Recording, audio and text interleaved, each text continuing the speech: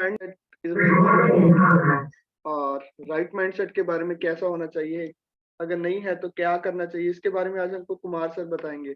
और कुमार सर का इंट्रोडक्शन देना, आई थिंक मैं तो नहीं दे पाऊंगा कुमार सर का इंट्रोडक्शन, तो फिर भी मैं कोशिश करता हूँ कुमार सर का इंट्रोडक्शन देने के लिए। Kumar sir basically is an engineer and he has a rich experience of 19 year in Tata.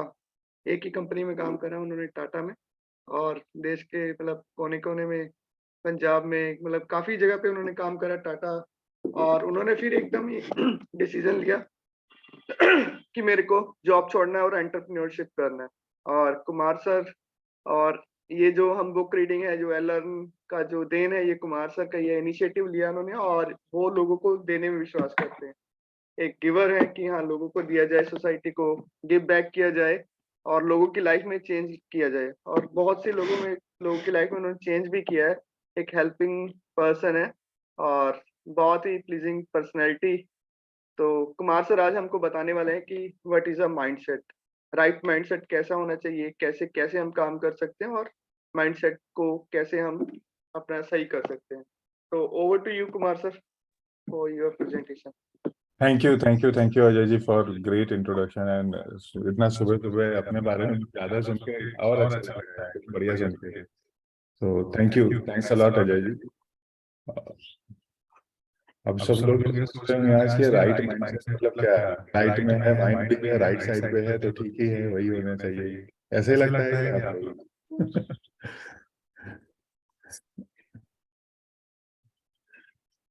Voice is okay, screen visible, right, voice okay.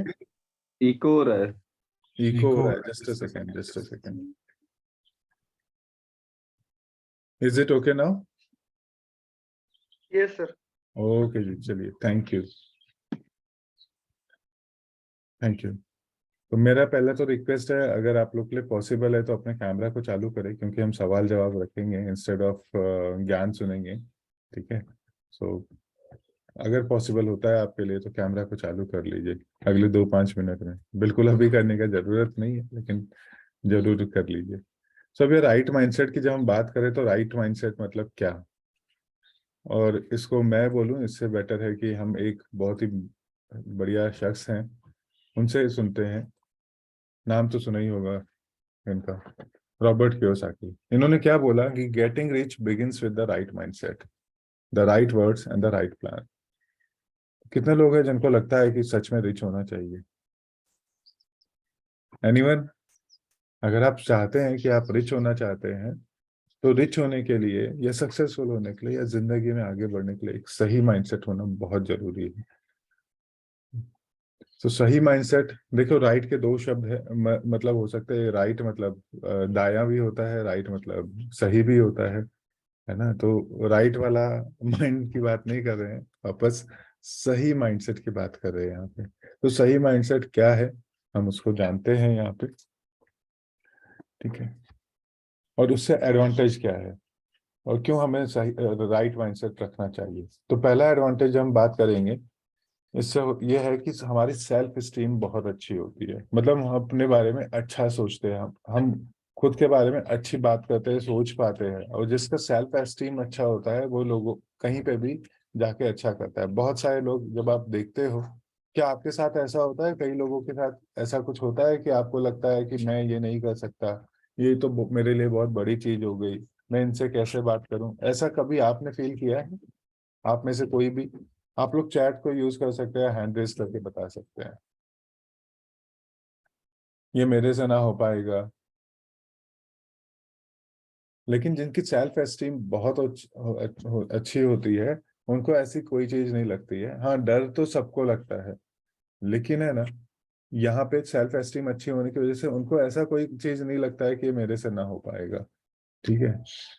Second point is gives a winning perspective. जिसका mindset सही होता है ना, उनका perspective winning होता है। वो मतलब हमेशा जीतने के बारे में सोचते हैं, सिचुएशन कुछ भी हो जाए।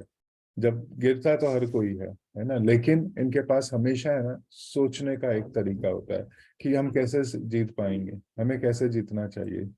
कुछ लोगों ने यस लिखा था, कुछ लोगों ने समटाइम्स लिखा था।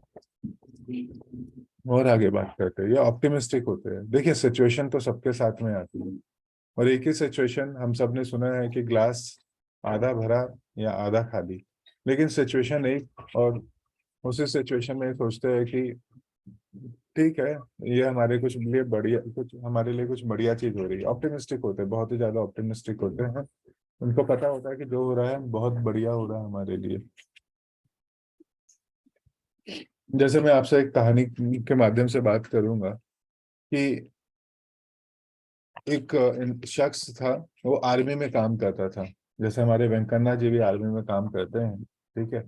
वो आर्मी में काम करता था और अपनी छुट्टियां मनाने के लिए ना अपने गांव में आया हुआ था। और क्या हुआ कि उसका है ना एक्सीडेंट हो गया और उसके पैर में फ्रैक्चर हो गया। आप लोग को क्या लगता है ये सिचुएशन कैसी सिचुएशन है? ये अच्छी सिचुएशन है या बुरी सिचुएशन है? आप लोग चैट को यूज करें, यस नो। बिल्कुल, सुखदेव जी ने बिल्कुल सही बोला है कि ये बैड सिचुएशन है ना, ये बढ़िया सिचुएशन नहीं है।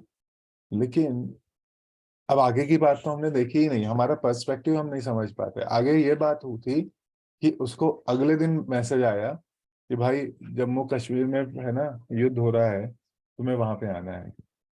तो आप मुझे बताइए, क्या ये सिचुएशन बढ़िया थी उसकी फैमिली के लिए, उनके लिए? कि पैर टूटा है तो अब तो उसको जा नहीं सकता है वो, है ना, अब तो वो नहीं जा सकता है। तो देखिए एक ही चीज है, लेकिन उससे उसको बेनिफिट हो गया, वो नहीं जा पाया। तो हम है ना कभी भी ये नहीं सोच पाते हैं कि क्यों ऐसा हुआ मेरे साथ में। ऐसे ही हम सबके साथ में कोई ना कोई सिचुएशन होती है, और कई सिचुएशंस ऐसी होती है जो हम जैसा चाहते हैं वैसी नहीं हो रही होती है, और हम सोचते हैं कि यार ये मेरे साथ क्यों। कुछ रीजन है, अगर कुछ हो चीज हमारे साथ हो रही है तो कुछ रीजन है जिसकी वजह से वो हमारे साथ में हो रही है।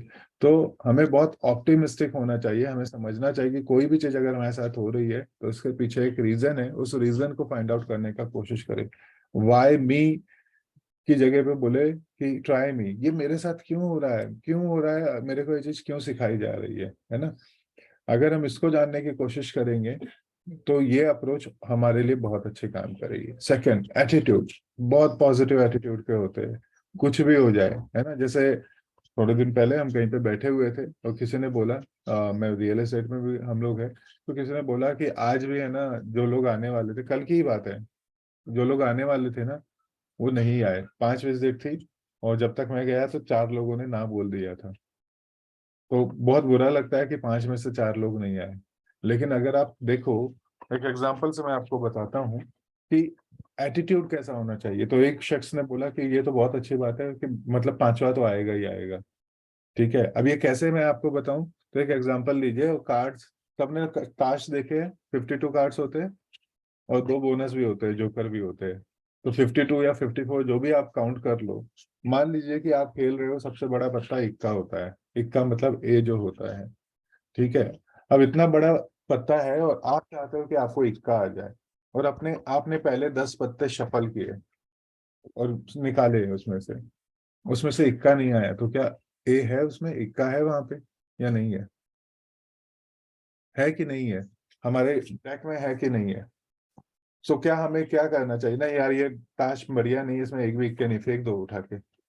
अधिकतर लोग अपनी जिंदगी में यही काम करते हैं, वो अपने ताश के पत्तों को फेंक देते हैं, फुल नहीं खेलते हैं।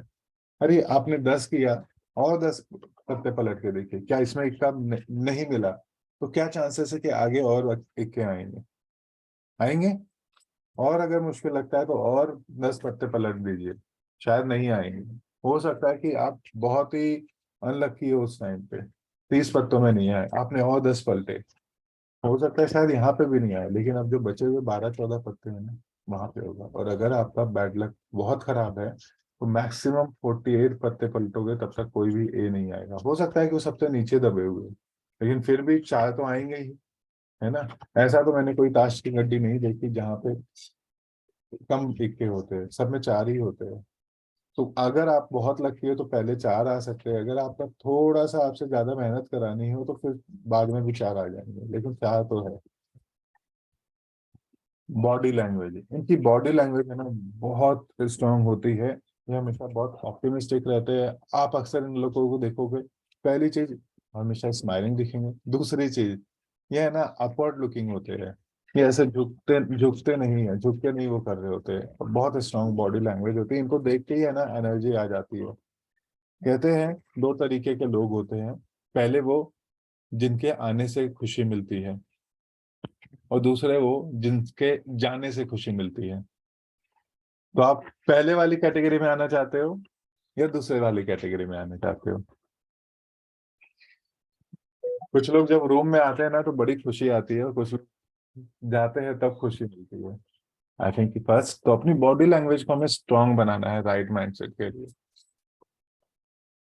Solutions, they are solution givers. कुछ भी हो जाए, कुछ भी हो जाए, इनके पास में हर एक चीज के लिए सॉल्यूशन होता है, या सोचते तो है जरूर कि इसके लिए क्या सॉल्यूशन हम निकाल सकते हैं। ठीक है, और सॉल्यूशंस जब निकालते हैं तो आती है इनके साथ एक विनिंग स्ट्रेटजी, है ना। ये विनिंग स्ट्रेटजी इनके पास हमेशा होती है। ये देखते हैं कि कैसे हम इसको जीत सकते हैं, या फिर इसके ऊपर कुछ तिकड़म तो लगाते ही है कि कैसे जीत जाएंगे। आगे बढ़ते हैं, नेक्स्ट टॉपिक, हार्नेसिंग ड्राइव, है ना। मतलब बहुत ही बेहतरीन इनमें वो होता है, जीतने का है ना जुनून होता है किसी भी तरीके से, है ना। जुनून बहुत बढ़िया होता है इनका, और चैलेंजेस को फेस करने से डरते नहीं है। तो राइट माइंडसेट के लिए हमें क्या क्या चाहिए? एक पावरफुल सेल्फ स्टीम, अपने बारे में अच्छा सोचना, दुनिया का छोड़िए, अपने बारे में अच्छा सोचिए। एक नजरिया रखिए जीतने वाला, उसमें आप ऑप्टिमिस्टिक रहें, एटीट्यूड अच्छा हो, बॉडी लैंग्वेज बढ़िया हो, सॉल्यूशंस देने सोचिए, हर एक चीज के सॉल्यूशंस सोचिए। कुछ लोग होते हैं जो बोलते हैं यार नहीं हो सकता कुछ, है ना, और जीतने की स्ट्रेटेजी बनाइए। जुनून होना चाहिए, और चैलेंज को फेस करने का है ना जज्बा होना चाहिए, जज्बा होना चाहिए, है ना। जिसको कहते हैं ना कि जिगर होना चाहिए, हमारी देशी भाषा में कहते हैं जिगर होना चाहिए। दिल तो सबके पास है, किसी चीज को फेस करने के लिए एक जिगर की जरूरत होती है। तो कैसे बिल्ड कर सकते हैं इसको? एक बहुत ही अच्छी लाइन हिंदी में, है ना, नजर को बदलो तो नजारे बदल जाते हैं, सोच को बदलो तो सितारे बदल जाते हैं, कश्तियां बदलने की जरूरत नहीं दोस्त, दिशा को बदलो तो किनारे खुद ब खुद बदल जाते हैं, है ना। 1 डिग्री चेंज, अगर आप एक शिप पे हो और 1 डिग्री का चेंज, अगर आप निकलते हो मुंबई से और 1 डिग्री का चेंज अगर हो जाए ना, और आप यूएस की जगह अंटार्कटिका पहुंच सकते हो, 1 डिग्री का चेंज। तो जिंदगी भी 1 डिग्री, वो 1 डिग्री डेली चेंज करनी है, 1% डेली इंप्रूव करना है। कैसे होगा, चलते हैं देखते हैं। पहला चीज हमने पहले भी बात की, पॉजिटिव एटीट्यूड। तो कैसे पॉजिटिव एटीट्यूड आएगा? नेवर गिव अप एटीट्यूड लेके आइए, कभी भी हार नहीं माननी। जो एक चीज आपने शुरू कर दी ना, जब तक आपको ये नहीं लगता है कि आपके वैल्यूज के खिलाफ है, कभी मत छोड़ो। अगर आपने मान लो कि कहीं पे एडमिशन ले लिया है, तो कंप्लीट कीजिए, कंप्लीट करने, कुछ छोड़ना नहीं है। आपने कोई काम हाथ में ले लिया है, तो एटीट्यूड ऐसा होना चाहिए कि जब तक तोड़ेगा नहीं तब तक छोड़ेगा नहीं, है ना। पॉजिटिव थिंकिंग, इस पे तो बहुत सारी बुक है, हमने बहुत सारी बुक्स पढ़ी है। आप सब बहुत ही लकी हैं, और हम लोग कि आप लोग, हम लोग मिलके एक साथ है ना बुक को पढ़ते हैं। तो पॉजिटिव थिंकिंग। एक और चीज, सॉल्यूशन ढूंढने की कोशिश कीजिए, जहां पे भी जाते हैं ना, कोई सिचुएशन है, सॉल्यूशन ढूंढिए, और नहीं मिलता है तो किसी से जरूर बात कीजिए, जिससे लगता है कि वो आपको बढ़िया एक सॉल्यूशन दे सकता है, उनसे बात कीजिए, सॉल्यूशंस लीजिए। और हर सिचुएशन में है ना कुछ बढ़िया, कुछ बुरा, प्रॉज एंड कॉन्स दोनों होते हैं। तो जब भी कोई चीज होती है तो सिचुएशंस के साथ जो बेनिफिट है उस पर फोकस करें, इंस्टेड की क्या नुकसान है। तो बेनिफिट को अगर आप ध्यान में रखोगे, पॉजिटिव एटीट्यूड से अपन काम करेंगे। अगर हमने बेनिफिट्स को ध्यान नहीं रखा, तो फिर हमारा एटीट्यूड शायद नेगेटिव हो सकता है।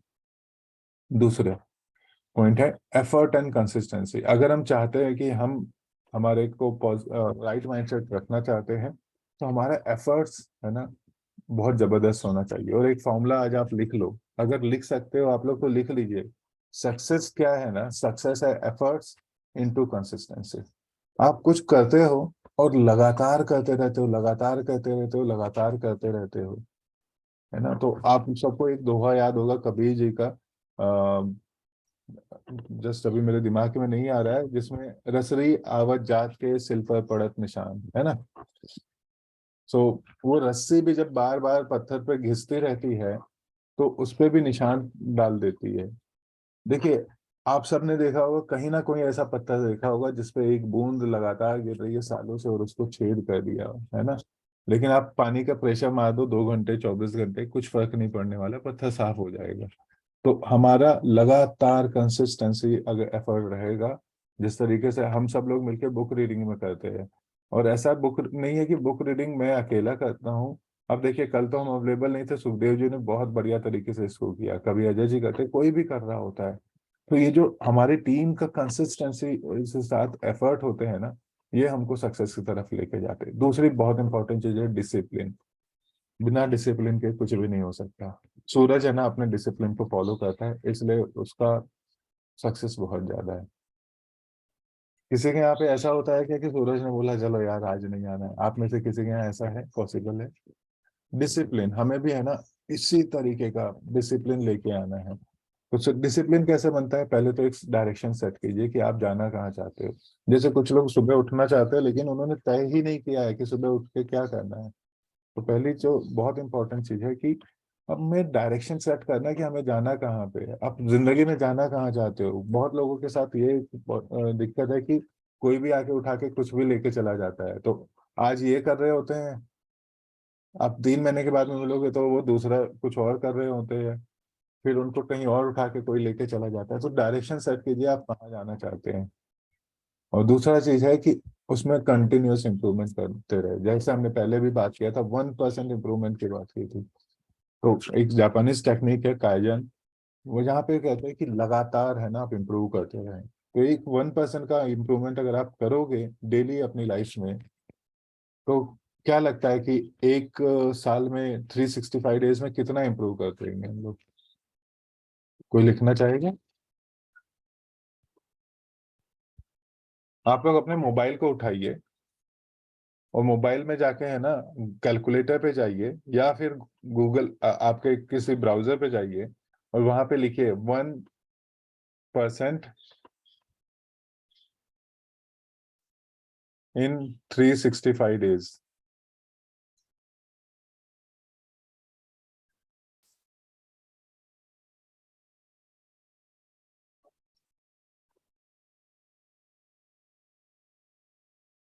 या फिर कैलकुलेटर में अगर है तो 1.01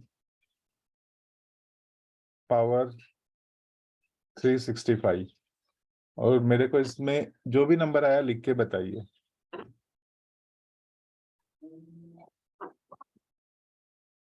देखिए, आज का जो सेशन है ना, सो के नहीं देख पाओगे। मैं रिक्वेस्ट करूंगा आप लोग कैमरा चालू करो, राइट माइंडसेट बनाएंगे आज। किसी ने किया कैलकुलेटर 1.01 पावर 365?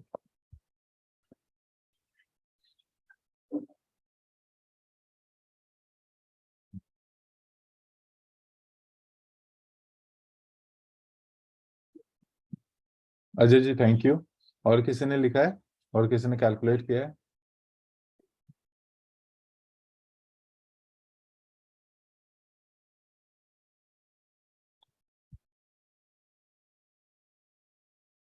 बिल्कुल सुमित जी, बहुत बढ़िया, 37.78।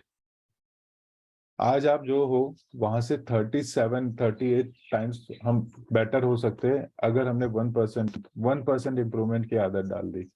थैंक यू सुप्रिया जी। तो क्या हम चाहते हैं कि हमारा मतलब हम सक्सेसफुल होना चाहते हैं? मोबाइल में पावर लिखना नहीं आ रहा है, कोई बात नहीं, आप 1.01 स्पेस POWER स्पेस 365 लिखिएगा, आ जाएगा। थैंक यू जी। तो हम इस अप्रोच के साथ जब काम करेंगे तो हम आगे बढ़ते जाएंगे। चलिए, तीसरी बात है getting out of comfort zone. जहां बैठे हैं प्लीज निकल जाइए, है ना। कंफर्ट जोन में खेलोगे तो कुछ फायदा नहीं होने वाला है। तो कंफर्ट जोन के बाहर निकलना बहुत जरूरी है। कैसे निकल सकते हैं? नया कंफर्ट जोन बनाने सीखिए। हर 3 महीने 6 महीने में एक नया कंफर्ट जोन बनाइए और फिर उसको तोड़ दीजिए अगले 3 से 6 महीने में। मतलब आज आप जो कर रहे हो ना, और उसमें कुछ चीजों को ऐड कर दो। अपने को है ना हमेशा नई नई चीजों के साथ डालना शुरू कर दो, आप कंफर्ट जोन में आओगे ही नहीं, है ना। आप सोचो कि इस तरीके से अपने साथ बिहेव करो कि जैसे आप है ना किसी सीमा पे हो, जहाँ पे अगर आप थोड़ा सा रुक गए, झुक गए, सो गए, तो कोई आपको है ना एक गोली से उड़ा सकता है। कंफर्ट जोन में कभी नहीं आओगे। कंपटीशन बहुत ज्यादा है आज मार्केट में। अगर आप आगे नहीं बढ़ रहे हो तो लोग तो बहुत आगे बढ़ रहे हैं। क्या बेनिफिट होते हैं इससे? मोर प्रोडक्टिव हो जाते हैं हम लोग। ठीक है। जब हम ज्यादा प्रोडक्टिव हो जाते हैं तो चेंजेस जो आते हैं ना, इनको हमको बहुत इजीली डील कर लेते हैं, क्योंकि चेंज तो है ना ये हमेशा आने वाले। कहते हैं कि परिवर्तन ही स्थायी है, या फिर इंग्लिश में कहते हैं the only thing which is permanent is change. तो यही हमेशा परमानेंट रहने वाला है, चेंज। तो इसको हम हैंडल करना हमें सीखना चाहिए। और तीसरा इंपॉर्टेंट चीज है कि हम न्यू स्किल्स हम सीखते हैं इससे। नई स्किल, कितने लोग हैं जो हर महीने या एटलीस्ट 6 महीने में कुछ नया स्किल सीखते हैं? कुछ भी नया, कुछ भी नया। ग्रेट, बहुत बढ़िया। सुप्रिया जी बहुत बढ़िया। सुखदेव जी बहुत बढ़िया। I know. पल्लवी जी बहुत ही बढ़िया। कभी भी ये मत सोचो कि मुझे तो सब आता है, क्योंकि जैसे सब आता है ना, या तो वो पैदा नहीं हुआ या फिर वो धरती की गोद में समा चुका है। तो हमेशा सीखते रहिए, क्योंकि सीखना बंद तो जीतना बंद।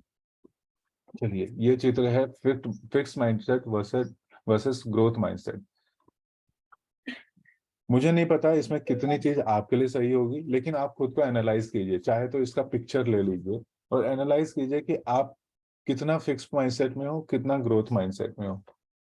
फिक्स माइंडसेट वाले लोग हैं ना, चैलेंजेस को अवॉइड करते हो।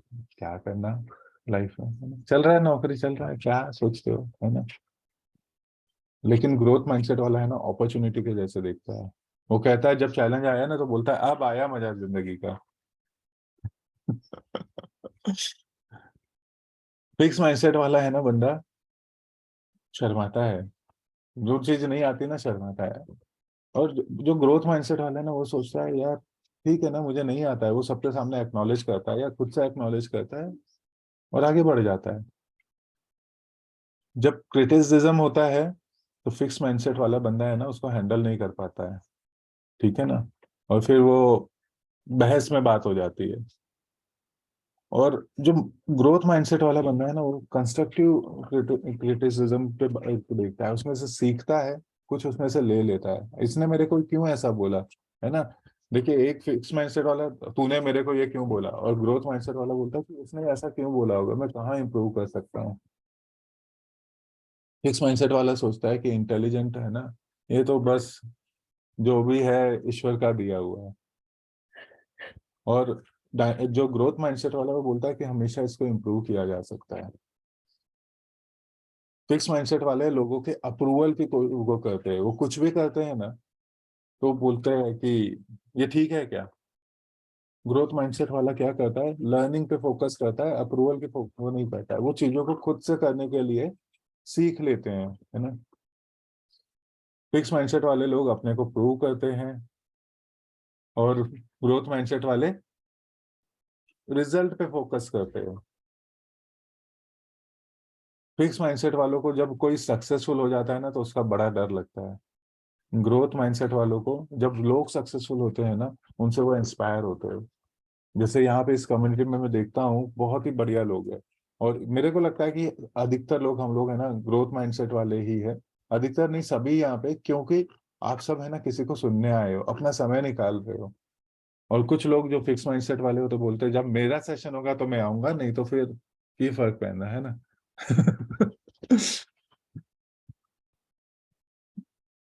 फिक्स माइंडसेट वाले कहते हैं कि एफर्ट कुछ फ्रूटफुल नहीं होते हैं। ठीक है ना? और ग्रोथ माइंडसेट वाले हमेशा है ना, जैसे मैंने पहले बात किया, लर्निंग पे बात करते हैं, अपने दिमाग को सिखाते रहते हैं। फिक्स माइंडसेट वालों को मानना ये होता है कि फेलियर जो है ना, एक, क्यों है फेलियर, उनको ऐसा सोच होता है कि भैया मेरी एबिलिटी इतनी है, ये हो सकता है। और ग्रोथ माइंडसेट वाले हमेशा सोचते हैं कि आज मैं ये कर पाया तो कहाँ मैं ग्रो कर सकता हूँ, कैसे मैं ग्रो कर सकता हूँ। और फाइनली फिक्स माइंडसेट वाले बहुत जल्दी गिव अप कर देते हैं। लेकिन ग्रोथ माइंडसेट वाले हैं ना, वो कहते हैं कि जो भी हो जाए अब तो करेंगे। जैसे हम लोग ने सुना है, हमारे एक महाराणा प्रताप सिंह जी थे, 17 लड़ाइयों के बाद में उन्होंने जीता। लेकिन 17 लड़ाई लड़ने का जज्बा किसके पास में है ना, ये बहुत इंपॉर्टेंट है। मतलब 17 लड़ाइयां लड़ना ये आसान बात नहीं है। हम पढ़ने को तो बड़ा अच्छा पढ़ते हैं कि केएफसी ने 1000 से ज्यादा घर खटखटाए और तब उनका पहला चिकन है ना बिका, और आज इतनी बड़ी केएफसी की चैन है। लेकिन हम में से कितने लोग हैं जो इतने सेटबैक्स है ना सहन सकते हैं। जितना बड़ा सेटबैक होगा उतना बड़ा एंड रिजल्ट होगा। तो अगर आप कुछ कर रहे हैं और वहां पे बहुत ही आपको सेटबैक्स मिल रहे हैं, तो समझ लो कि बहुत बढ़िया कुछ छुपा हुआ है आपके लिए। चलिए आगे समराइज करूं तो फिक्स माइंडसेट, ग्रोथ माइंडसेट है ना, ये न्यू चैलेंजेस को फेस करते हैं, दूसरों से हमेशा बेटर करते हैं, फीडबैक के लिए ओपन रहते हैं। इनको फीडबैक बहुत पसंद होता है, क्योंकि एक शब्द मैंने एक ये लाइन कहीं सुनी थी, feedback is food for champions. मतलब चैंपियंस जो होते हैं ना, ये फीडबैक की वजह से चैंपियन बनते हैं। ये हमेशा देखते हैं कि कहाँ सुधार किया जा सकता है। तो आगे बढ़ते हुए, रिप्लेस फेलियर विद लर्निंग। अगर आपके साथ फेलियर्स आ रहे हैं तो उसको आप लर्निंग से चेंज कर लीजिएगा। और लर्निंग में ये हमने, आप सब जो सोच रहे होंगे कि लर्निंग की स्पेलिंग में तो LEARNING ही होता है ना। लेकिन इसमें हैश इसलिए है क्योंकि जब लर्न करोगे तभी अर्न करोगे। तो ये लर्निंग और अर्निंग में है ना, लर्न और अर्न में ये जो अर्न है ये बहुत इंपॉर्टेंट है। अगर आप चाहते हो कि आप ज्यादा पैसा कमाना चाहते हो तो लर्निंग बहुत जरूरी है। और जिंदगी में ये एल जो है ना, इसको हमेशा लगा के रखो। जैसे गाड़ी में रहता है ना एल का एक बोर्ड कि भाई सीख रहा है बंदा, लोग भी उसको सपोर्ट करते, भैया सीख रहा है जाने दो, है ना। तो आप भी इस तरीके से अपने लर्निंग को हमेशा चालू रखना चाहते हो तो आप बहुत आगे बढ़ोगे। एक बहुत ही बढ़िया ऑथर हैं पॉलो कोयलो, इन्होंने क्या बोला है, do not fear failure but rather fear not trying. Failure से मत डरे, इससे डरे कि आप आप ट्राई करते रहें, है ना। अब इतनी देर आप सबने मुझे सुना उसके लिए धन्यवाद। करीबन 30 मिनट हो रहे होंगे, 29 मिनट हो चुके हैं। तो मेरे बारे में थोड़ा सा ऐड करता हूँ। मेरा नाम कुमार गौरव घोरपाल है, आप सबको पता है। 20 साल का एक्सपीरियंस है। आप सबके साथ में हमने लर्न एकेडमी को फाउंड किया, इसलिए लर्न हमेशा हम हाइफन लगा के ही लिखते हैं, है ना। ट्रिनिटी 9 मेरा एक रियल एस्टेट फर्म है, उसको भी कर रहे हैं हम, उसमें भी बहुत बढ़िया कर रहे हैं, है ना, और लोगों को हेल्प कर रहे हैं। और गोल क्या है हमारा, अगले 3 साल में मुझे 1000 इंडिविजुअल्स को मिलियनर्स बनाना है। बहुत बड़ा गोल नहीं है, और मुझे पता है कि हम सब लोग मिलकर इसको जरूर कर लेंगे, ठीक है ना। क्योंकि जब तक तोड़ेगा नहीं तब तक छोड़ेगा नहीं। तो गोल तो अपना ऐसा ही है, आपके भी गोल्स इसी तरीके से बनाइए। और क्लोज करने के पहले एक बहुत ही बेहतरीन लाइन के साथ क्लोज करूंगा। Once your mindset changes everything on the outside changes. अंदर से जब चेंज आ जाएगा ना, सब बाहर से चेंज हो जाएगा। So thanks a lot, thank you thank you thank you. What a wonderful presentation. सब लोग क्लैप कर सकते हैं, डिजिटली कर सकते हैं। बहुत बढ़िया कुमार सर, बहुत बढ़िया। माइंडसेट जैसे आपने बोला कि हमको अंदर से चेंज होने की जरूरत है। अगर हम अंदर से चेंज हो जाएंगे तो बाहर का वर्ल्ड अपने आप चेंज होना शुरू हो जाता है। क्योंकि चैरिटी बिगिंस एट होम। हम लोग लोगों को देखते रहते हैं, ये सही नहीं है वो सही नहीं है, बट हम अपने अंदर नहीं देखते कि हमको भी चेंज होने की जरूरत है। तो बहुत ही wonderful session Kumar sir, mindset पे लिया आपने। और जो भी क्वेश्चन आंसर होंगे कुमार सर के लिए हम सेशन के एंड में करेंगे।